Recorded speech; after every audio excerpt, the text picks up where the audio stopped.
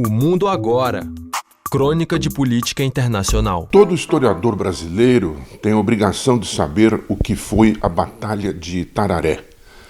Em outubro de 1930, as tropas lideradas por Getúlio Vargas avançavam do extremo sul em direção à capital federal. Aquelas leais ao governo do presidente Washington Luiz preparavam-se para enfrentá-las em Itararé, uma cidade do estado de São Paulo, na divisa com o Paraná.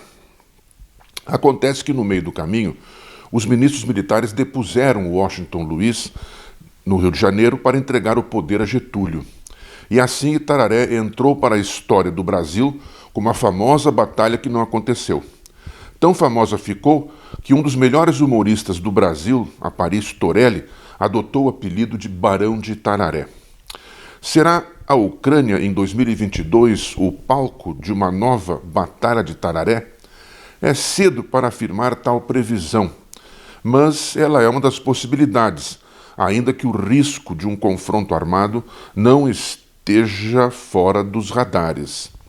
O Serviço de Inteligência dos Estados Unidos e do Reino Unido tinham até uma data e uma hora previstas para o começo da guerra da Rússia com a Ucrânia, sendo ela 15 de fevereiro, às 3 horas da manhã, com a Rússia invadindo aquele país. Nada aconteceu nesta data, e pelo menos até agora a invasão não se realizou. Enquanto isso, a guerra de informações e contra-informações prosseguiu. O presidente Joe Biden alertou que a invasão ainda poderia ocorrer nos próximos dias. A Rússia anunciou que estava afastando parte de suas tropas e blindados da fronteira com a Ucrânia. Por sua vez, os Estados Unidos e o Reino Unido declararam que, ao contrário, a Rússia estava aumentando seu contingente na região. No meio, na Ucrânia, espremida entre a OTAN e a Rússia, o seu governo, embora próximo daquela organização, lamentava a perda de investimentos e a suspensão de voos do estrangeiro, e também a debandada de diplomatas e seus familiares de vários países. Os governos da Alemanha e da França prosseguiam seus esforços para encontrar uma saída diplomática para a crise. Todas as partes envolvidas dizem que querem continuar conversando, mas seguem se valendo de uma retórica extremamente agressiva uns contra os outros e expulsando diplomatas de um lado e outro. Enquanto isto, continuam as perigosas escaramuças armadas entre as forças do governo de Kiev e os separatistas da região de Donbass, que têm apoio da Rússia. Ambos os lados acusam o outro de ter rompido o cessar-fogo. O governo russo alega que a OTAN desrespeitou acordos anteriores e aceitou o alistamento de países do antigo bloco soviético, alguns com fronteira direta com a Rússia. Washington, Londres e a OTAN alegam que cada país é soberano para decidir sobre suas alianças. A Rússia retruca, por sua vez, que também é soberana e pode dispor suas tropas como quiser em seu território. Quando mais não seja, essa queda de braço pode se prolongar por muito tempo. O fato é que esta crise evidenciou que o mundo geopolítico já era e será diferente daqui por diante. A oeste, apesar das juras de unidade inquebrantável, ficou evidente que há uma divisão entre os principais aliados da OTAN.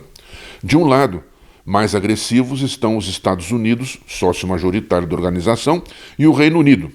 Do outro, cautelosas e na defensiva, estão a Alemanha e a França, que têm mais a perder no caso de um conflito direto e aberto com a Rússia.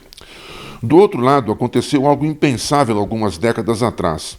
A crise consolidou a aliança entre a enorme Rússia e a gigantesca China, que apoia a narrativa de Moscou sobre o conflito. Diante das ameaças que recebeu de pesadas sanções econômicas, Vladimir Putin correu de vez para debaixo da asa do presidente chinês Xi Jinping.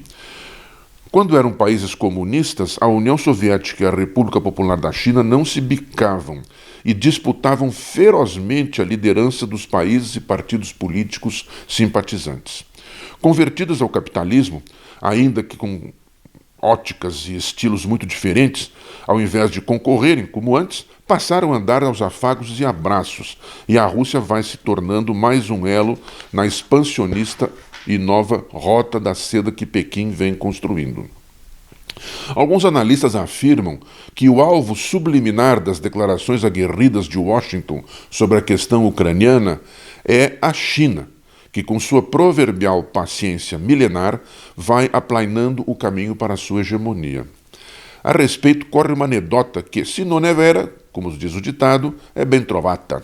Um jornalista do mundo ocidental teria perguntado ao presidente Xi Jinping o que o governo chinês pensava sobre a Declaração dos Direitos do Homem e do Cidadão, aprovada pela Assembleia Nacional Constituinte durante a Revolução Francesa de 1789. O presidente chinês teria respondido: "Nós, chineses, não comentamos acontecimentos recentes." O barão de Tararé apreciaria a anedota. Portanto, preparemo-nos. Aconteça o que acontecer na Ucrânia, este bravo novo mundo veio para ficar.